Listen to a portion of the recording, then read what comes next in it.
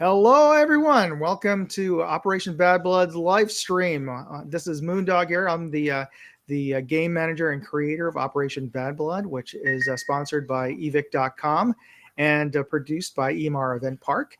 And to my immediate camera right, or I guess screen right, we have Sarah Smith from the JDRF. Sarah, you're joining us for the first time here. Just give a little introduction to yourself and the JDRF.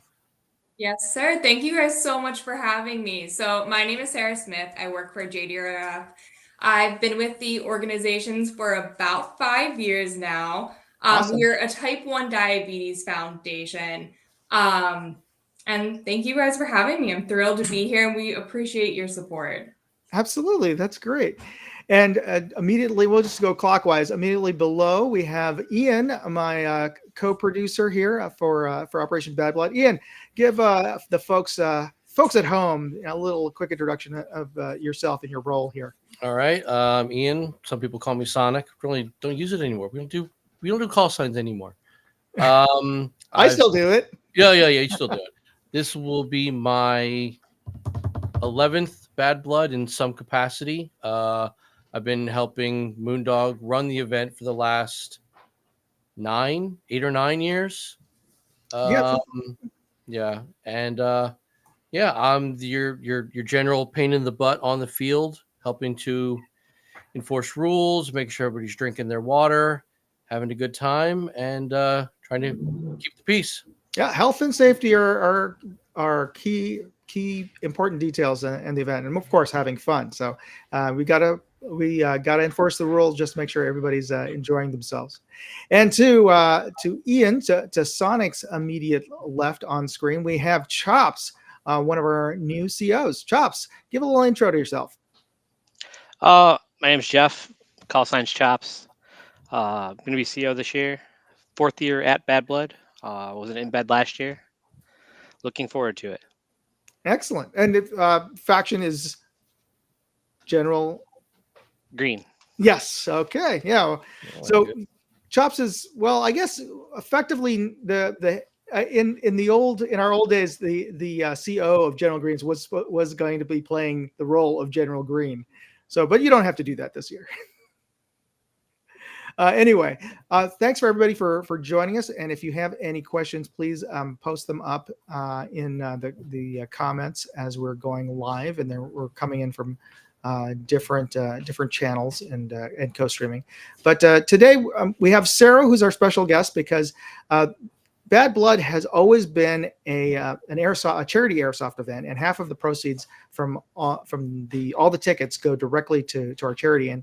And the JDRF, and I've mispronounced or at least misidentified the name a couple of times, because sometimes I call it the Juvenile Diabetes Research Fund, but it's the Juvenile Diabetes Research Foundation. But because it's type 1 diabetes doesn't just affect juveniles anymore, it's kind of a misnomer. Sarah, tell us a little bit about type 1 diabetes and the JDRF. Yeah, so our organization was founded 50 years ago, and type 1 used to be typically diagnosed in kids, but nowadays you can be diagnosed at any age. So we actually don't really say juvenile anymore. We more say type 1 diabetes. But for those of you who don't know, type 1 diabetes is an autoimmune disease that happens when a person's body mistakenly takes beta cells in the pancreas, which are used to produce insulin. And insulin is critical in maintaining blood glucose levels in the body. Right. My wife got diagnosed, and well, technically she was still a teen when she was, but she actually was misdiagnosed as not being type 1 for quite a number of years. So, yeah. It can wreak havoc on the body too, especially if it goes undetected.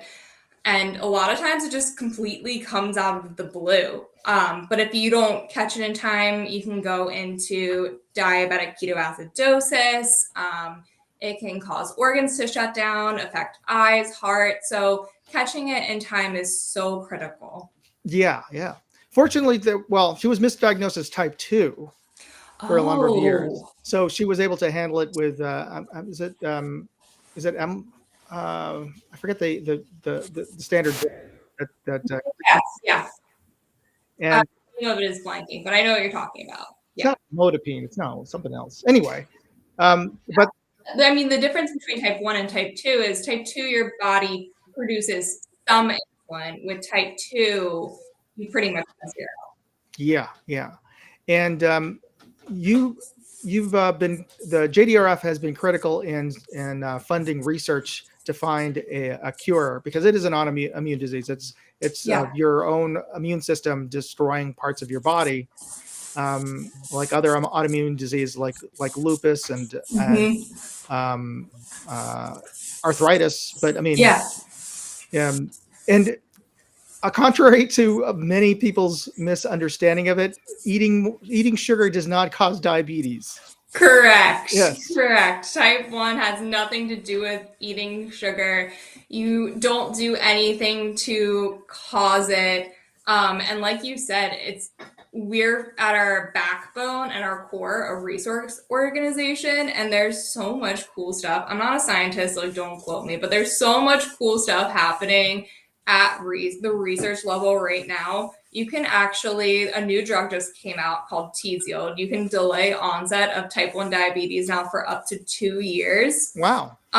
Is that crazy? Is it immunosuppressant or what? How does it work? No, I don't. It's not an immunosuppressant. So it takes the markers. If you're tested in time, so we're working at the advocacy level to have testing become one of those things that happens just at birth. So if you have the markers, or if your sibling has type 1 diabetes, your siblings can go and get tested, and the parents. And if you have the markers, it is not an immunosuppressant, but it can delay that onset for 2 to 3 years, which is so cool. Oh yeah, that's important. I mean, that's the biggest fear everybody has of type 1 diabetes is that, oh, I don't want to be injecting myself every day and having to poke yourself and what have you. We just got a comment from Tommy Boy. He said, "I quit smoking and my body went crazy," and that's pretty common because you're taking off a chemical that your body's been taking in on a regular basis. So yeah, your metabolism and your immune system can go wacky. And he was diagnosed with type 2 6 months later. I wonder, Tommy Boy, did you gain a lot of weight because you went off of nicotine? That can happen too. And weight. Yeah. I'm not an expert on type 2, but just from what I understand, weight gain can trigger type 2 because that's a resistance to insulin. Yeah. With type 1 though too, even a virus can trigger it. We see that a lot of times. We actually saw a spike post-COVID. It's thought that possibly a virus could trigger type 1.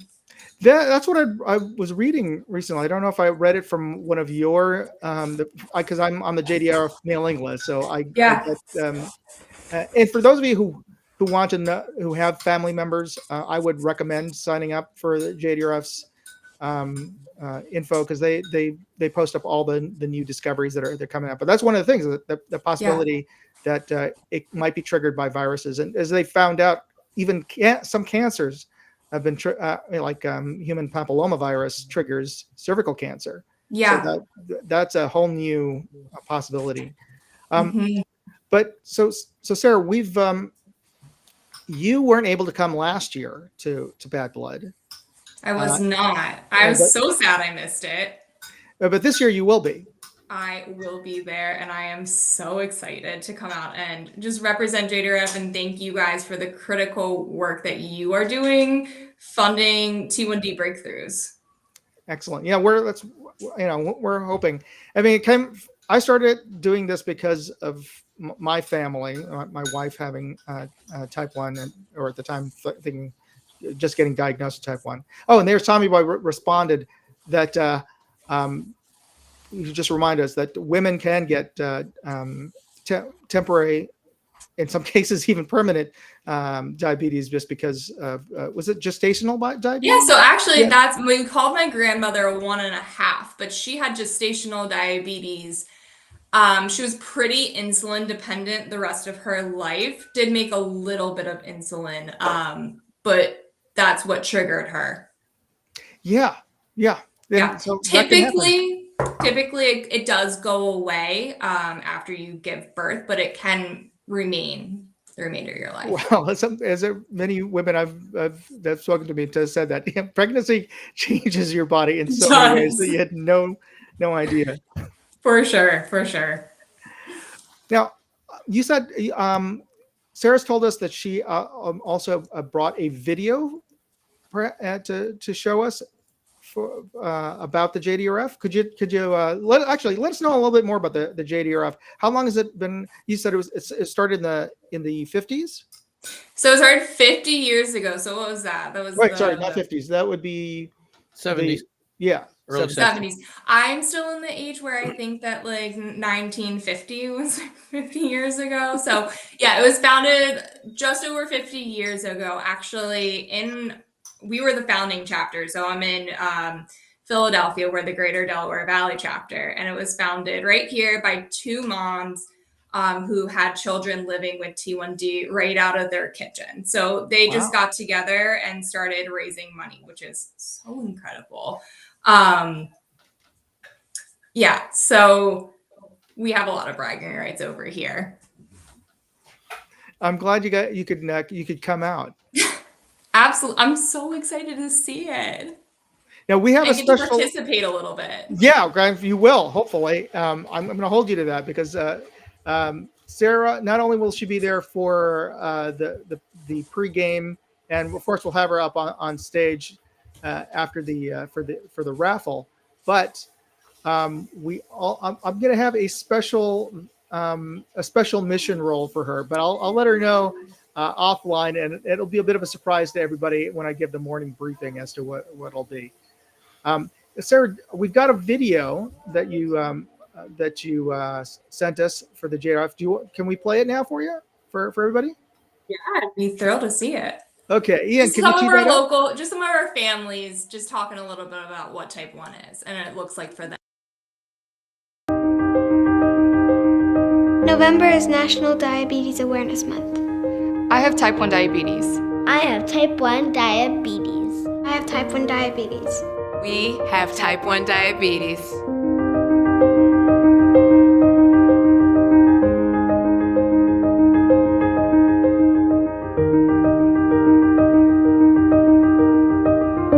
I take care of my daughter's diabetes 24 hours a day, 7 days a week.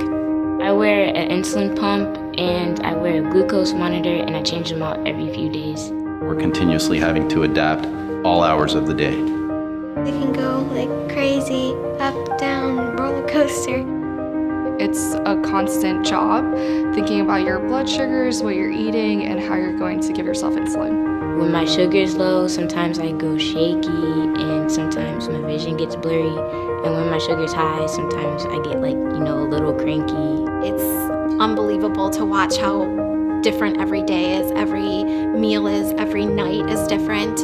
Learn more about type 1 diabetes this November at jdrf.org/NDAM.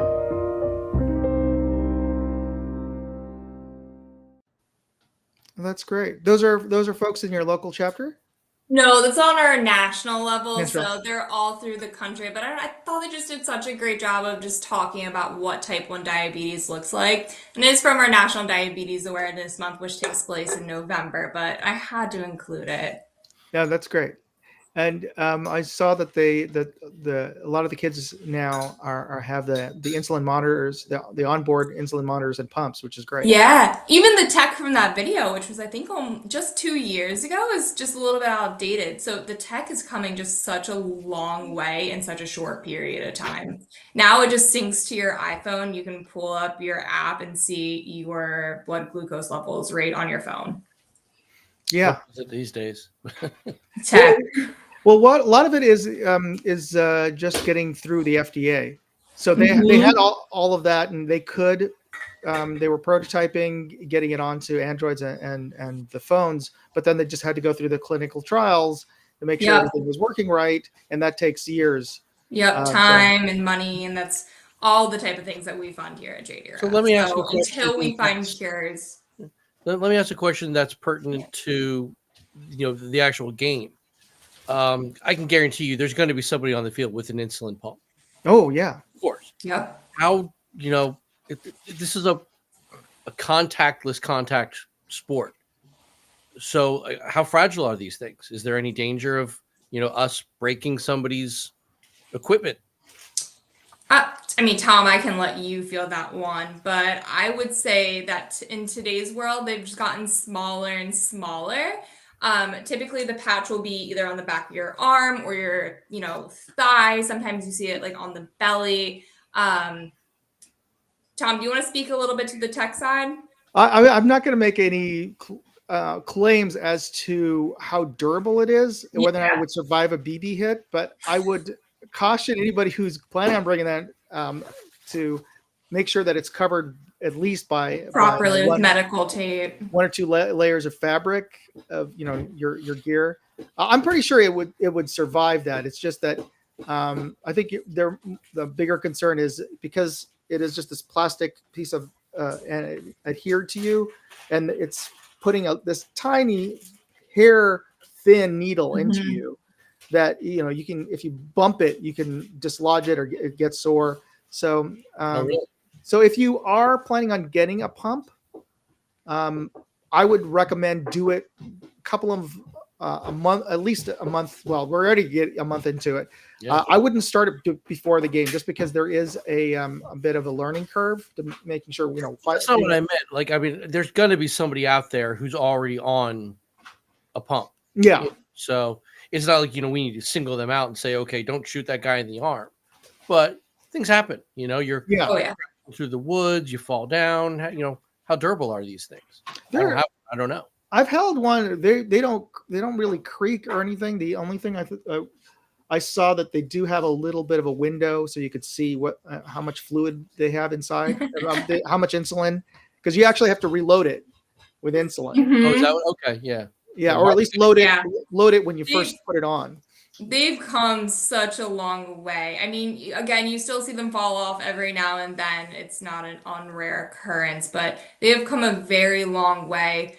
I'm not a doctor, so anyone wearing it prior to the tournament, I would definitely just recommend that they talk to their doctor prior to the event. Just talk through best placement and any precautions that they can take. Yeah, if you can get those those sort of those do-rag sweat wraps that that folks have on their arms. I would, compression,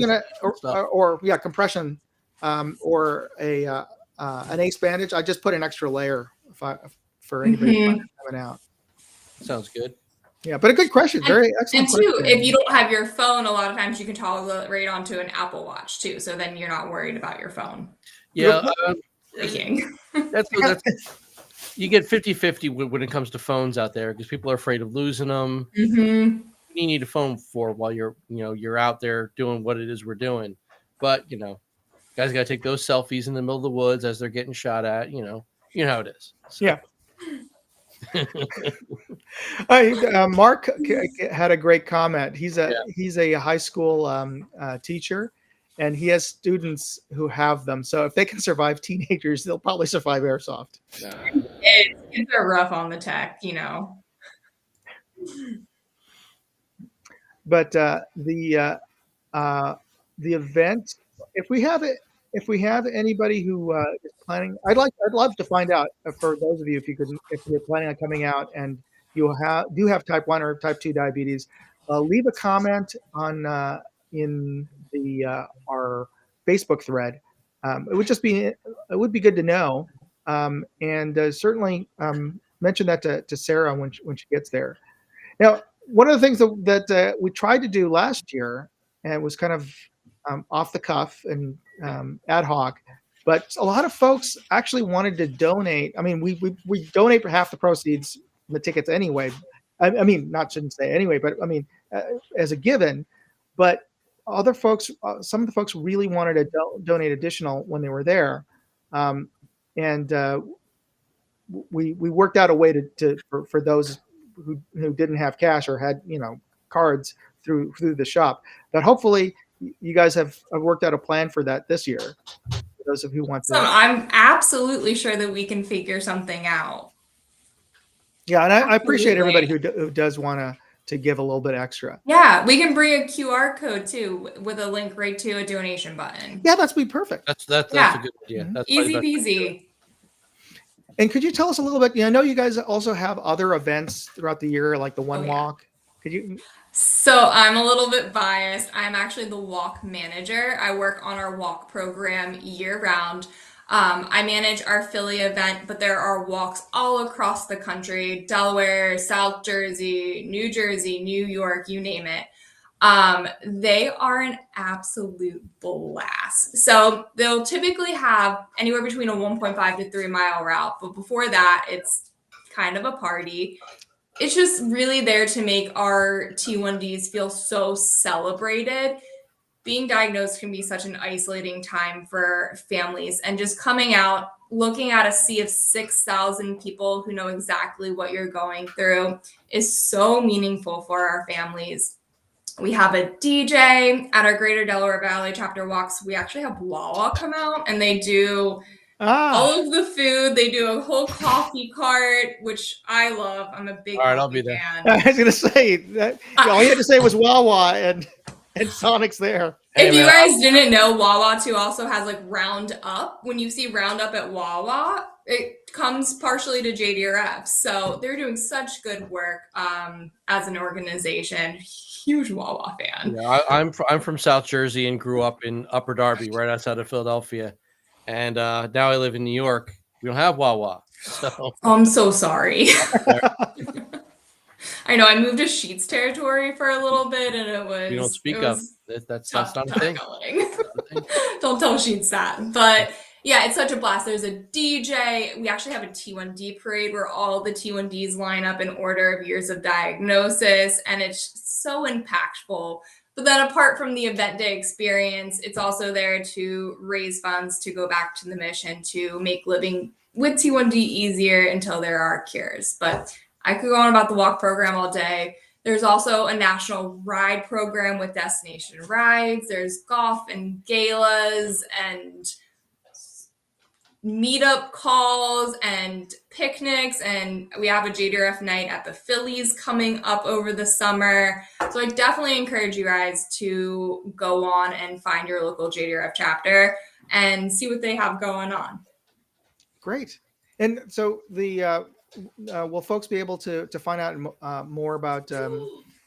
I'm not sure where every people are coming from all over the country, so it's glad that there's One Walk, is and other events for the JDRF. Oh yeah, JDRF around the country. But I know the Philly one is well attended, and is it over? Where's the one by the Water Gap?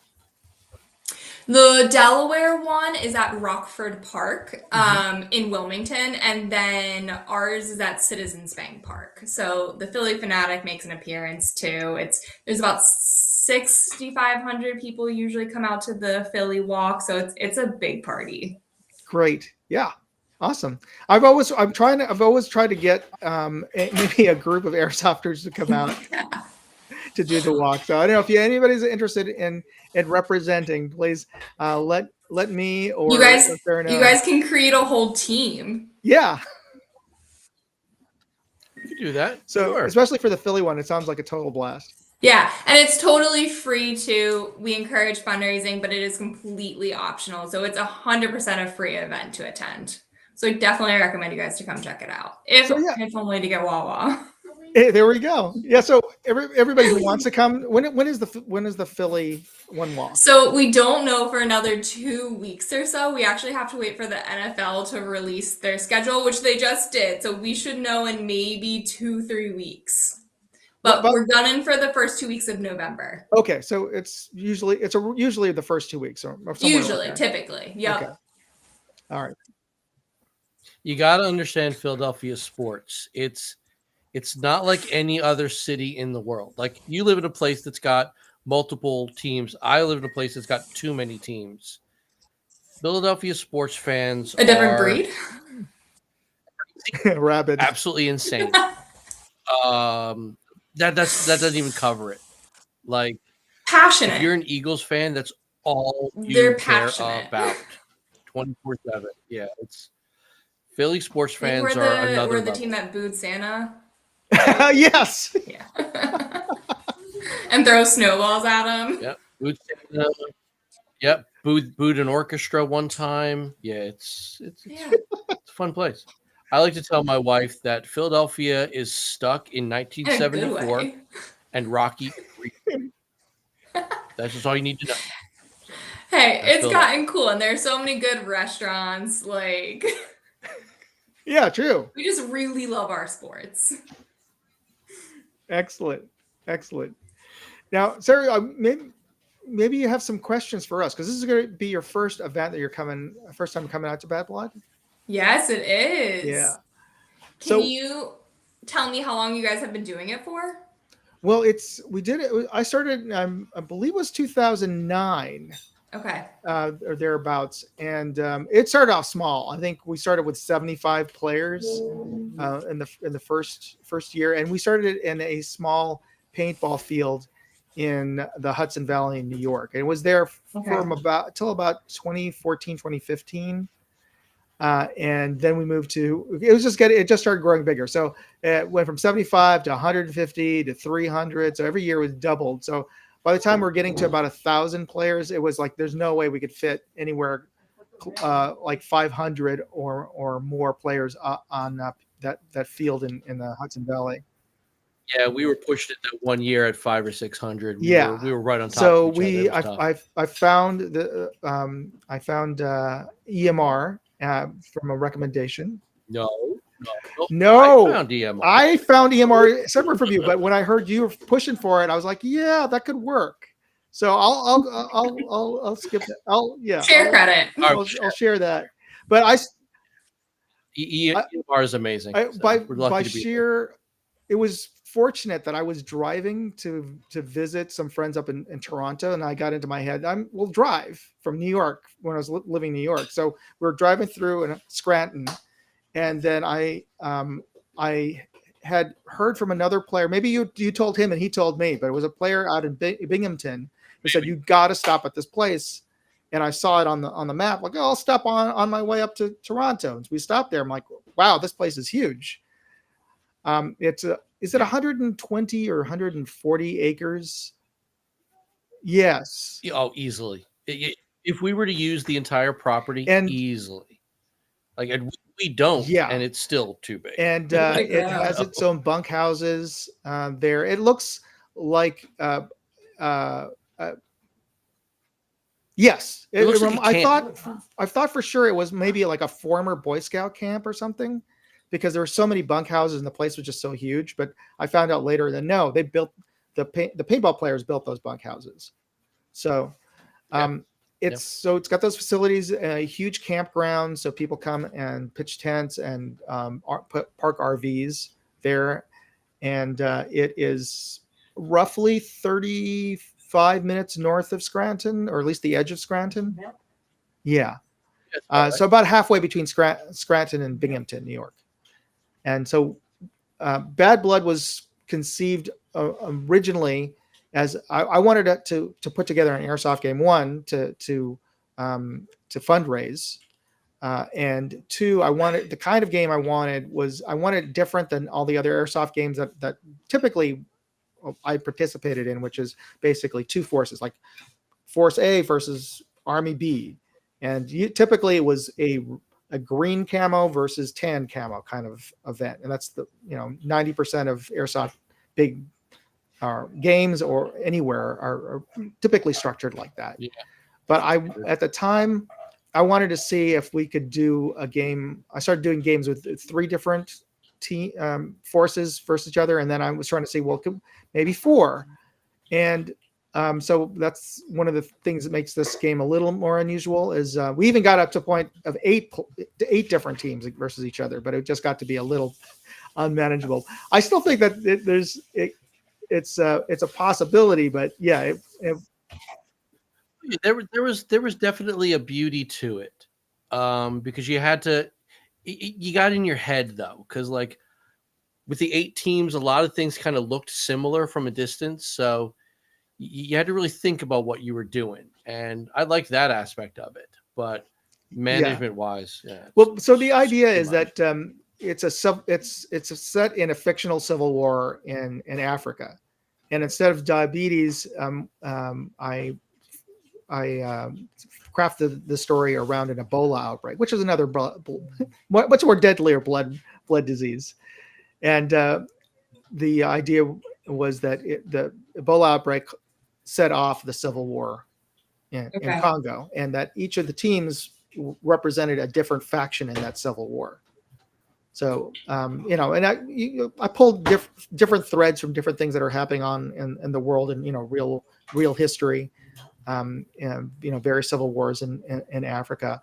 But one of the things that one of the influences on the game was this movie called Tears of the Sun that had come out a few years earlier. It was a Bruce Willis film, actually directed by Antoine Fuqua, who did Training Day, and I forget which other movies. All the Equalizer series with Denzel Washington. But I thought it was a really good film portraying a SEAL team tasked with trying to evacuate a clinic in the Congo. Or no, it wasn't Congo. It was I forget what it wasn't Congo. It was another African nation that was going through a civil war, and so they were tasked with trying to evacuate all these refugees while being tracked down by one of the Civil War factions that were trying to hunt down an escaped son of the assassinated president, who was hidden within the refugees. You find out in the movie. Oh, Nigeria! Thank you. Nigeria, by the way. So that was one of the inspiring. I wanted to create that sense of how would it feel like if you were that SEAL team, totally outnumbered, surrounded by potential bad guys everywhere. But you can't really do that with one big army versus another big army, because the other army is typically the same size as you. So you don't get that same feel that there could be danger anywhere. So that's why I crafted this game where they are fundamentally, there are 4 teams, but if you think about it as one team, you're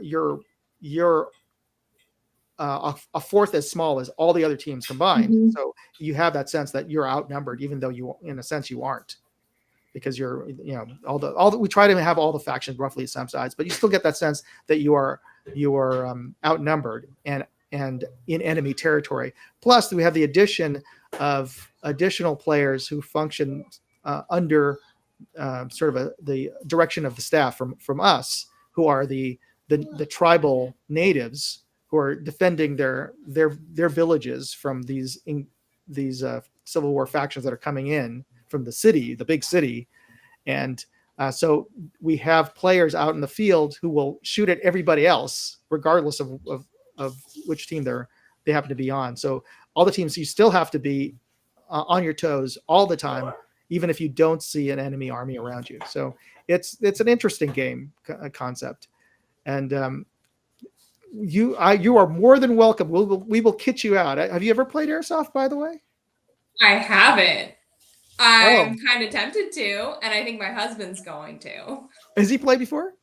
No. Okay. He's listening to me in the kitchen shaking his head.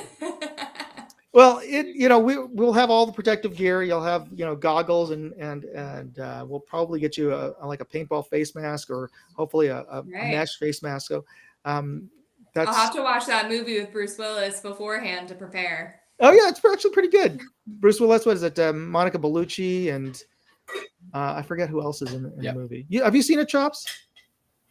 I have not. Okay, you should. It's good. But gear-wise, our team has enough that we could probably bring extra for you to play. Yeah, believe me. So, folks, if you want to kid out Sarah, then please chime in. So we'll get you guys. Give me some tips. Yeah. Run fast.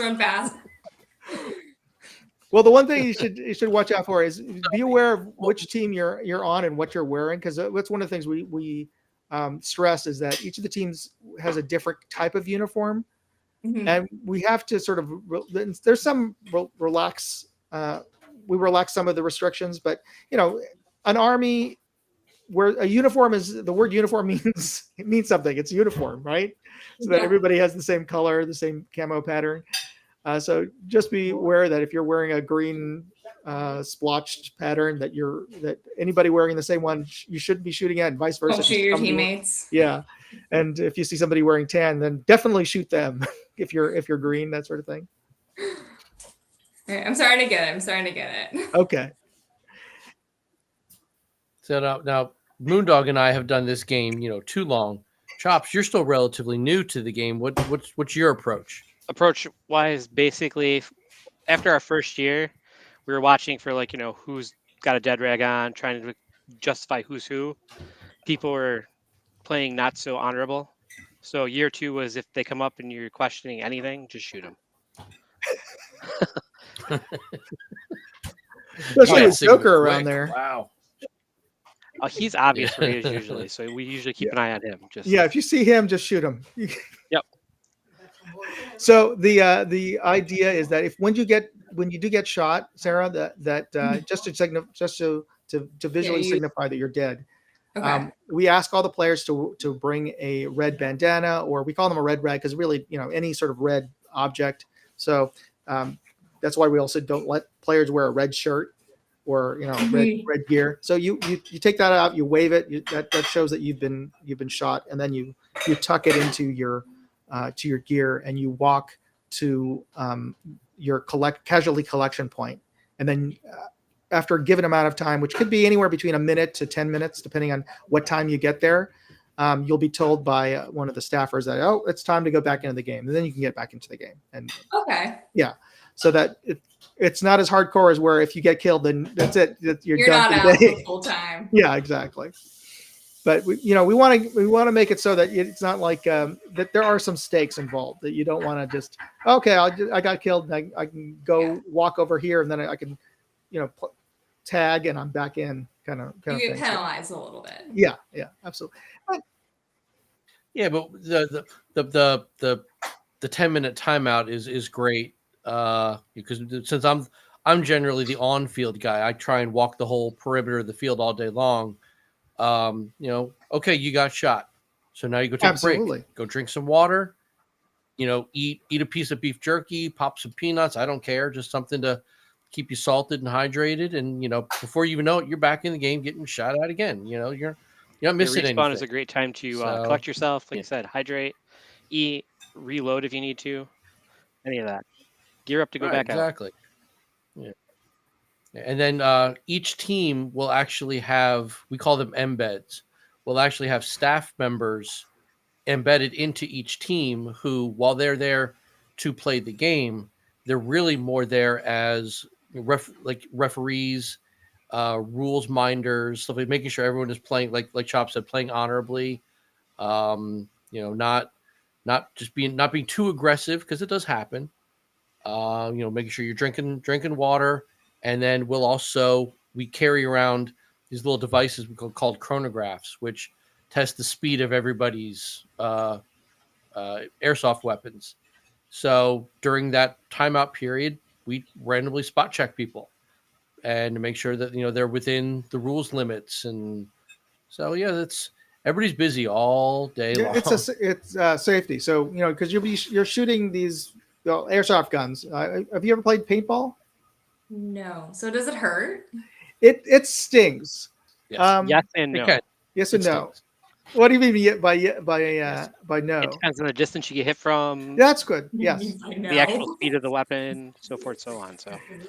I mean, I describe it. You ever get in grade school? You ever get hit by somebody in your class with a paper clip and rubber band? Sure. Yeah, Rubber band. It's like that, but then these are automatic. They're battery powered, so they're putting out a shot every second. So, or 15 shots per second, and depending on the battery and other factors. So imagine getting hit by 15 paper clips in a row. Okay, That's how annoying it is. So that's why if you do get hit, it's not just one BB hitting you; it's a couple of them, and you go. That's why you want to pull out the rag. Like, stop shooting at me, please. I'm hit. I'm done. So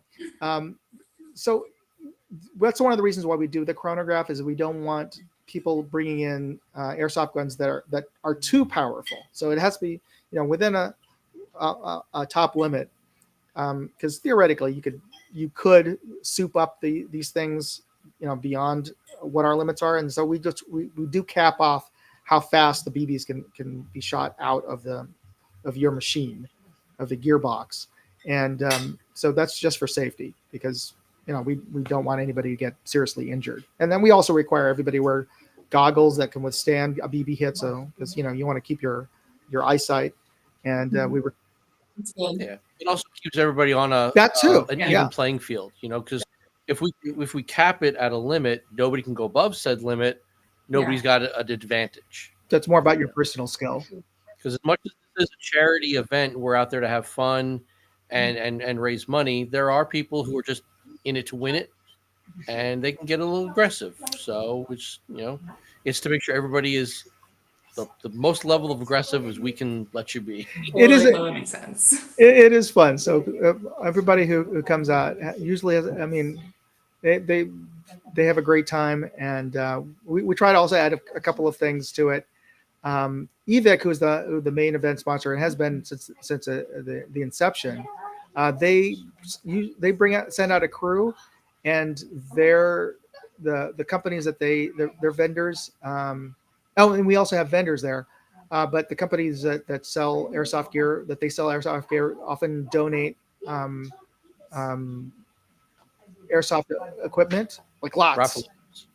Yeah, like usually at the end of an airsoft game, a big airsoft game, a local airsoft game, you'll get a local vendor donating one airsoft gun or a backpack or something.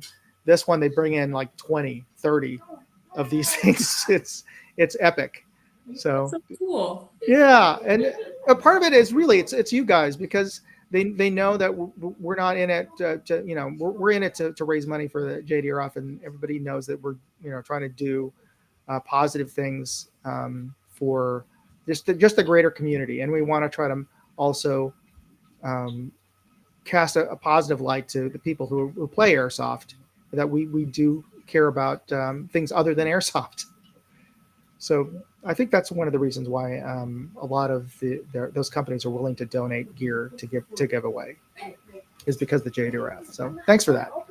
Absolutely. Thank you guys. I think what you do is just so cool, how you play for a cause. I think that's so meaningful, and we look forward to working with you guys every year. So thank you. Awesome. Now, are you going to be bringing any other crew from the office? You said you might maybe. I'll see if I can convince my manager's 16-year-old son to play. So, Absolutely. But I'll definitely let everyone know about it. Good. And for those of you who, I encourage everybody to bring out their friends and family to the event, and we're going to have, hopefully, if the weather holds out, we have a set of players who have a band. Who are going to be playing after the game, so they'll be playing a little mini concert before the raffle. So we're trying to make it a little bit more of a festival atmosphere. So cool. Yeah. Oh yeah, we've gotten silly with it. Ever since we moved to EMR and having such great resources available to us at EMR, we're taking full advantage to do it as much as we can, and just build it up and just make it something that people don't want to miss. Like one of our longtime staffers, Joker, comes every year from Florida, and he even said he and his team will never miss this game. They're gonna come all the way from Miami because they don't miss this game. It's that much fun for them, and it's the good cause, and it's just a great atmosphere. They make a whole weekend out of it. A lot of people will show up Friday afternoon, and they're not going to leave till Sunday night. And it's the game in itself is completely different than anything I played, so it makes it very entertaining. Oh yeah, completely. What was your favorite part of the game, Chops? Just in general, the amount of people out there. You turn a corner, there's nobody. You go up around the next set of trees, and then there's two armies fighting off each other, and then you're like, I think we went the wrong way. So I think I'll go this way. Yeah. When we did the Castle Siege the one year, we had the miniguns on there. Oh yeah. Those you come around the corner and see that stream of BBs coming down to you. It's like, oh, this is gonna hurt. but you still yeah, run totally. right into it because it only hurts for a second. You're all right. Plus, you get the bragging rights saying, "Yeah, I got killed by a minigun." Those are the I don't know, Sarah. Oh, yeah. Miniguns are sort of miniature Gatling guns. You'll sometimes Okay. see in those in action movies. Okay. But somebody they actually created an airsoft version of the miniguns. They look like like they do in the movies with the multiple barrels, and they spin. The battery powered, and they spin and they shoot out BBs. They have a So menacing scary. sound. Wow. Yeah. No, not those are very rare and expensive. So it's not like you're going to see that very often. In fact, that's the reason why 2 players brought them out. I'm like, good gravy, why did you bring that? And they said, well, okay, well, and I said, you know what, we can't. One, I didn't want them to bring it onto the field because it was a particularly hot year. To carry that thing would have been just insane and just risking heat injury. And I said, you know what? You made the effort of bringing that out. I have a special use for you. So at the end of the game, we had we paused the game and we had everybody assault the castle, and they were the defenders. So we had a special role for them. We have a special role for you. So I'll keep that in mind. That All right, I I'm want you ready. to have fun and play, but I have a special role for you. All right. Anything you need. Awesome. I feel like you guys are really going to be testing, though, my fight or flight response. Just dress comfortably but ruggedly. Yeah. Yep. Yeah, you have like hiking pants or Yes. Okay. Yep. Yeah. It's not a bad idea just to wear those anyway, because the vendors and where you're going to be setting up your information center in the middle of a dirt parking lot. Prepare for mud. You're going to be comfortable anyway. Have you ever done anything like Spartan Run or those sort of events? I've done a fun mud run. Okay. Muckfest, MS, for the MS Society.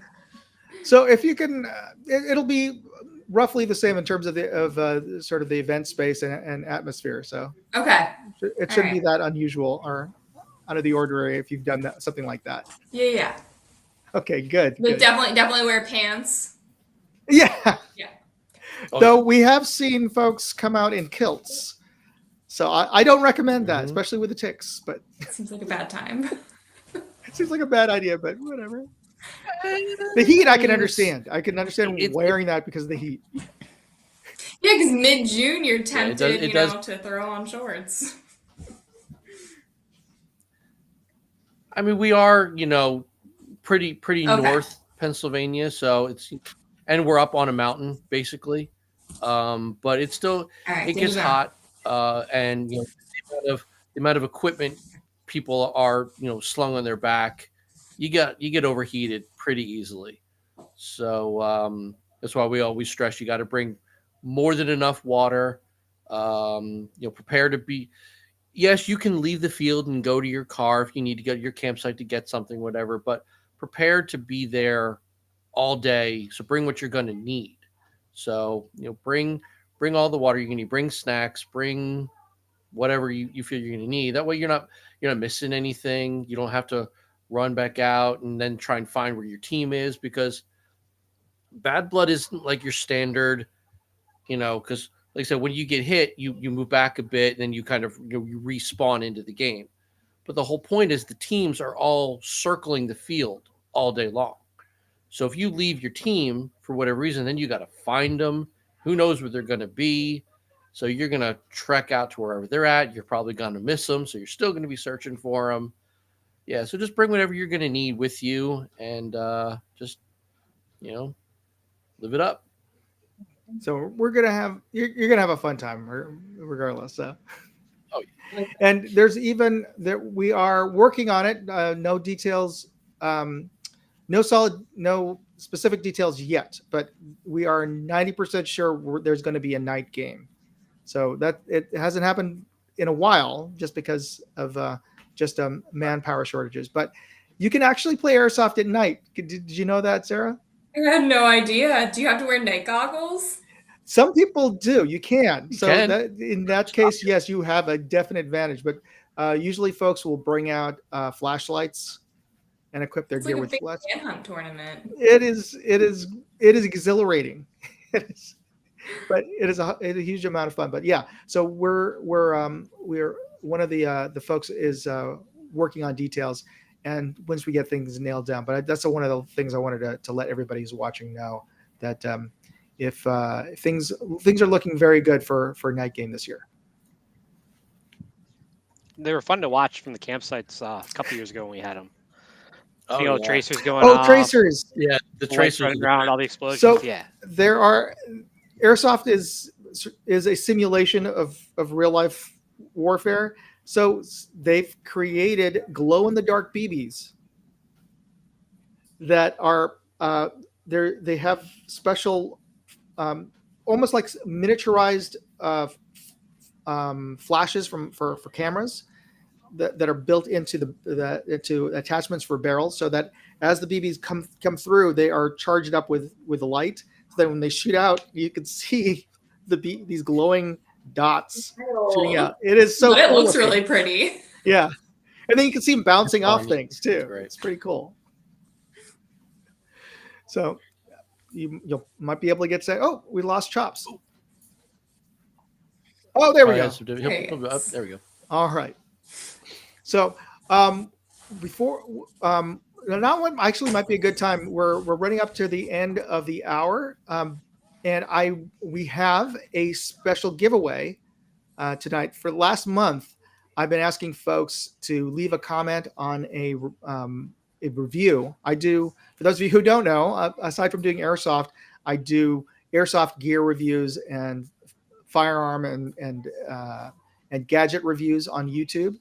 And one of the reviews I did was for a rifle scope. This is a CV Life Bear Power, and it is as big as it looks on screen right now. It is not a small scope. This is meant for long range shooting, and I'm talking like beyond 500 yards. So this is their first sort of legitimate long range scope that CV Life has come out with, and it's pretty decent. And they're letting me give one away tonight. So I asked everybody to leave a comment on the review video and then send me a screenshot. So I've collected all of the names of the folks who did that, and we are going to be spinning that. So yeah. You ready? Now, Sarah, if why don't you just say spin it, and Ian will press the button, and we'll spin and see who wins. All right, spin it, Ian.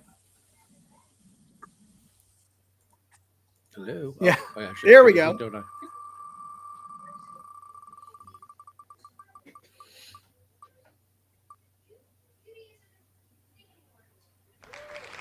Tracy Dumoulin. I'm sorry, I'm butchering your name. Dumoulin. Tracy Dumoulin, congratulations. I'll be reaching out to you from the email that you submitted, and CV Life will be sending you out a Bear Power, a brand new Bear Power. So you'll be seeing one just like this in the mail. Please let us know what you think of it, how it's working for you. I'm curious, and what you're planning on to put this on. All right, congratulations. And coming up, I've just posted up, if you go to moondogindustries.com/contest, where the previous contest was up, you'll see the new contest for next month, and I'll be picking the winner just before Bad Blood, and it's going to be another scope. This is a spotting scope. This is an Athlon Talos 20, I think it's 20 to 60. Let me just see here. 20 to 60 by 80 millimeter spotting scope. So, and this one is being supplied by OSS, which is Outdoor Sporting Solutions, and they actually made these really premium lens caps for this particular optic, because I complained in the video that the lens caps that came with this, they were silicone, but they popped off and there was no way to keep them on. And I complained because you're going to lose those if you bring them out to the field or wherever, if you hunt or what have you, you're going to lose those lens caps for sure. And so he designed these retained lens caps for this scope. And he's going to give away the scope, that his prototype that he used just to confirm the size of the scope to the winner. So all you need to do is subscribe to Moondog Go. And many of you already have from previous giveaways, or just because you like the travel content that I post up. Subscribe to Moondog Go, take a screenshot that has the subscribe button saying subscribed on your page, and then upload it to the upload page that there's a button on the screen at Moondog Go. And I'll be drawing the winner on the 23rd, on June 23rd, the weekend before Bad Blood. So get on you, get on that. Can you guys, anybody on the staff could use a spotting scope, and maybe you'll like it for astronomy. Is it You powerful? can get a good image of the moon. And I haven't seen a star Living in in the 6 city. years. So did anybody of you guys see any of the aurora the other week? Nope, I was dead asleep. Too cloudy. Don't too tell me cloudy about here. cloudy. I live in San Francisco. All I saw was gray fog. You know, I'm not even gonna lie, I didn't even know it happened until the next day. I know, and everybody's posting photos, these beautiful sky photos of pinks and blues. I'm like, dang it! I wish I was out in the mountains somewhere. Apparently, you could see I it all heard the way down that in they can Florida. even see it in Hawaii. That's crazy. Now, one year I was in Lake Tahoe, which is the top of the Sierra Madre Mountains in California, and I heard that there was an aurora that was particularly visible, at least up in like Washington State, or even some said further south. And so we went up to one of the promontories that overlooked the lake, and you could see fairly far, north. And I was looking on the north, and I could see just at the very edge of the horizon a red glow that was sort of undulating, but just Oh wow. the very edge of the horizon, not like those images that we saw on Facebook of the whole sky. It was just the horizon line. So that I saw them in Iceland in Oh, August of course. one year, and they were faint because it was a That's little what that too is. early in the season for them. But so cool. They say the thing is, everybody who posts their photos, they mentioned that they really could not really see it that well with their naked eye. It's just the camera. Their camera picked it up. Yeah. So it's all that enhancement. And I guess maybe it's that sort of like those TikTok filters or Instagram filters. It's all fake. Never actually happened. It was all AI. Nobody's. Somebody said that Samsung phones have like this fake moon AI thing that goes on with the phone. So if you take a photo and zoom on the moon, it will fill in more details than you're actually taking photos of. That's not right. Just to make it look like their phones can take the moon better than any other phone. Yes. That's not right. No. But to answer your question, this scope, you could use it for, I don't know if you're going to be able to spot anything other than like the moon. Or you can make out the rings on a good night. You can make out the rings on Saturn with this. Is that going to come with a Unfortunately, bipod no, or a tripod? Just the, yeah. So just the as is. So it's a tabletop scope. You kind of still need a Like a bench you need rest a or tripod whatever. of something, because all it does have the base foot, and it does rotate. So you can, like you said, you wanted a straight line, so you could turn this to the side, so that at least you could you can on a table you could All right. just look over to your left rather than have to look down through this. Yeah. Very nice. So it's a pretty. I think it's a in the testing of like I like to sort of dumpster dive on budget things, budget tactical things. So of all the scopes that I tested I was trying to get like the $100. This one just actually peaks over $100, like a 120. But of all the scopes that I was testing, this beat out everything. Even beat out some more expensive scopes in terms of sharpness, like in the $200 to $300 range. So yeah, I think this is a great scope. All right. Very Okay, everybody. if you have any other questions about Bad Blood, please post them in our Facebook group. And myself, Ian, and our staff and Chops and everybody will try to answer your questions. And Sarah, if anybody has some questions about the JDRF, how should they best? Ian, You guys can feel free to contact me directly. My email is sasmith@jdrf.org. My phone number is 215-375. Oh, we don't get the phone number out, but. Well, it's my work phone. Oh, okay. All right. 215-375-1724. I'm here if you guys have any questions about type 1 or JDRF. You can also go online to jdrf.org/Greater Delaware Valley. That's our local chapter to see kind of what events we have going on. Great. Awesome. We have one other question just before we wrap up. We have Link Chen. I actually know Link Chen. Link is I think he's one of the tech guys over at Discovery Optics, who I gave out one of their really excellent scopes a few weeks ago. And yes, we do take sponsors to give away at the raffle. Link, I'll get a hold of you offline after tonight's episode. But thank you for asking about that question. All right, folks. Well, thank you for tuning in to this episode of the Bad Blood Q&A live stream. And if you have any questions, post them up online. We'll get to them before the next live stream. Hopefully, that's going to be when's the next one that's coming up? We're not going to do it. I'm good. I'm good every Sunday. I'm thinking we could try to do it for the next one. But do you think we should do it for the next one, or because Memorial Day is right there? Oh wait, is that Memorial Day Sunday? Yeah. No, let's skip. I'm thinking a lot of people are going to be out of town. Yeah, let's start. Let's go weekly, June 2nd. Starting June, leading up into. Okay, so there you have it, folks. Have a great Memorial Day weekend. Stay safe out there, and we'll get back. We'll see you again on June 2nd, Sunday, June 2nd, same time. All right, everybody. Thanks for tuning in, and thanks to Sarah, Chops, and Ian for joining me tonight. Good night, folks.